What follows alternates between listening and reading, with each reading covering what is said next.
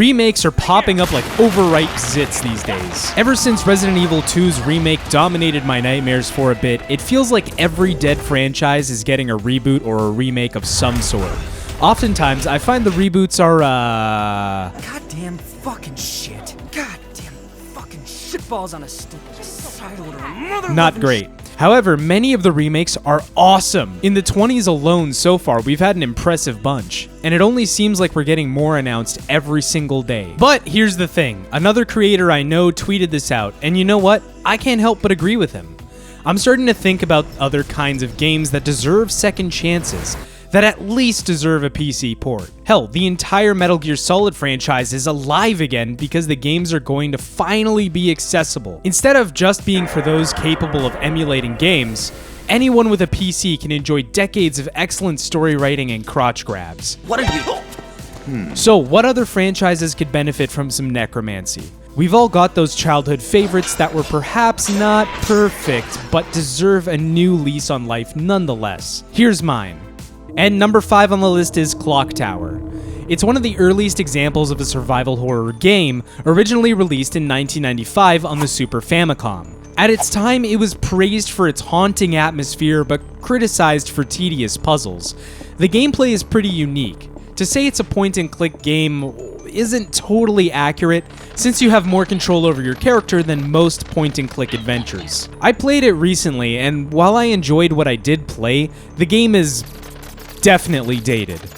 The premise is that you're a woman. Wait, let me finish, please. And you're an orphan that gets adopted by a rich guy who lives in a mansion named the Bell Tower. Now, criminal minds set up aside, your chaperone and 3 other orphan sisters go missing, and you're getting chased by a dude named Scissorman. The rest of the game is comprised of you solving puzzles and finding out what happened to everybody, while also trying to avoid getting scissored too hard. Unfortunately, while it was one of the first of its kind, this franchise never quite took off like later survival horror titles. Make no mistake though, this game helped pave the way for a lot of later games. Clock Tower farted so Silent Hill could shit, and I think it deserves a fresh audience because of that. Right now, the best way to play this game is through a Super Nintendo. Or an emulator! Some good news though, while we didn't quite get a remake, we are getting an official Western release for the first time in history. Being marketed as a Port Plus, it's getting a whole host of updates including official Western translations sometime in early 2024. Speaking of starting trends, number 4 is a game you've definitely heard of, but an entry you might not have played. I'm talking about The Witcher 1, the very first game in the Witcher series. This entry is the one that started it all. Geralt wakes up after the events of the books, being hauled to Kaer Morhen. He's got no memory, no money, and no bitches neither. Skirts, you should be ashamed! I'm talking my man's a nobody in these streets, okay? The entire story revolves around Geralt chasing a criminal organization responsible for breaking into Kaer Morhen, killing a Witcher, and stealing shit. That synopsis doesn't really do it justice though, because the quests and the side quests really open this game up. You have tons of Witcher contracts you can do, lots of monsters to fight, oils, alchemy, all sorts of stuff. And overall, the game has a lot of the good qualities that people would later fall in love with in The Witcher 3. So why a remake? Well, that's why. Many people can't get over the combat animations and the rhythm-based combat system. In my opinion, it's not a fantastic system, but like, listen, there's something satisfying about the way Geralt screams when you hit it just right. The game is going to be getting a remake from CDPR, so while we are getting a remake, I still felt it was important to include it because I think it'll be one of the biggest games of the year when it releases. Next up is Resident Evil Code Veronica X. Man, this game was a time. I have very fond memories of shooting third-degree burn victims in the face with the world's weirdest pistols. Today though, the game definitely feels a little dated. It uses the traditional RE aiming method, you know, the one they abandoned right at Resident Evil 4 in favor of the over-the-shoulder aiming system, the one that everyone knows and loves today. Now, most older Resident Evil entries have been brought into the current year with the over-the-shoulder aiming replacing the old system. Code Veronica is still firmly stuck in the 2000s. I think a remake would be perfect to make this game as modern as it needs to be to attract a brand new audience. And I think that audience is waiting eagerly to play this game. From my memory, this game was probably the most unique in the franchise, both in terms of story and in terms of enemies.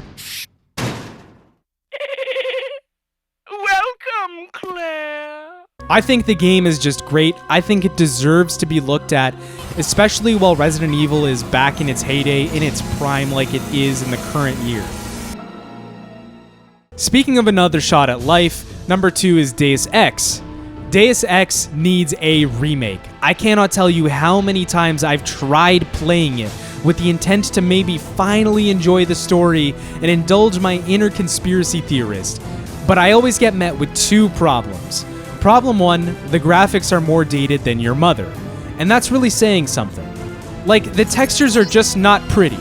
And I want to make this clear as well, graphics aren't a real big deal for me, usually, but the blocky textures and movements are just so incredibly immersion breaking that it sours the entire experience for me.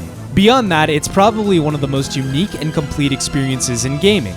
I especially think a story like this would go over really well in today's day and age. The game deserves a breath of fresh air. It's one of the classic RPGs that helped define an entire genre of storytelling. A cyberpunk RPG shooter where your dialogue and your choices matter. There just aren't many games like it. No, you don't count, Cyberpunk. Sit down. Anyways, up to the runner-up. Fallout 1 is a runner-up because, in all honesty, I don't have faith in Bethesda to do the game justice, either in tone or in gameplay. The ideal remake would keep all the dialogue options and differences in the gameplay. I don't think Bethesda would do that. And one of the great things about having a fully dynamic game engine is all of this just works.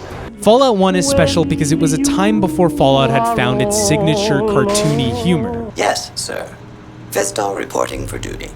Please assume the position. The game is gritty. One of the very first quests, you're sent out to find a young woman who got kidnapped by a local gang. You have so many different options for situations too. Not everything is just a kill, loot, explore loop of radiant quests handed out by some dude in a weird fucking hat. Another settlement has sent word that they need our help. And being an older game, it doesn't hold your hand whatsoever. You have to actually use your head in most situations. However, it didn't make first on the list for one reason. I've had enough of Todd Howard's Sweet Little Lies for one lifetime, I think. Oh? What's that? You don't know what that is? Well, after you hit like and subscribe on this video, go to the YouTube search bar and type that in, Todd Howard's Sweet Little Lies. I'm not gonna play it because, well, copyright, but you should definitely watch it. Now with the runner-up out of the way, number 1 is Metal Gear and Metal Gear 2. These games are in desperate need of a remake. There's one simple reason that these games are number 1, okay? They came out on the MSX2. Do you know what that is? Of course you don't, you silly goose. Here, I'll explain. The MSX is a family of home computers that was essentially a cross between a gaming console and a home computer, aimed at creating a standard for home computers, much like VHS was the standard for home video. It was made by Microsoft and it was mostly popular with Eastern consumers. Today, they're like fossils. If you find one in the wild, they can easily go for like $500. Obviously, the MSX games are the most inaccessible in the franchise, which is saying something considering MGS as a whole is already inaccessible. The current best way to play them is to grab the Metal Gear Solid HD collection, boot up Snake Eater, select Metal Gear from the menu, and Bob's your uncle. Assume you don't have a PS3. Guess you're stuck emulating it. And with the Snake Eater remake just being announced, there's never been a better time to reintroduce these games to market. Also, I'd argue that remaking these games is the most important thing Konami can do with the series, since many of the important events in the series happen there. Hell, as it stands now, most Solid Snake fans can't play over half of Solid Snake's story, including his original interactions with Gray Fox or Big Boss or Venom Snake. Plus, the remakes can help tie up some loose ends in the franchise story, helping to connect everything a little bit better. For example, the plot can be retrofitted to make mention of the boss or any of the original characters from Metal Gear Solid 3. Anyway, that's it for today's video. Don't forget to like and subscribe. If you agreed, make sure you tell me in the comments. If you think my opinion is dumb, make sure you say that too. I make videos like this. Chances are you'll like my other videos too. Until next time, take care, brush your hair. I'm out of here.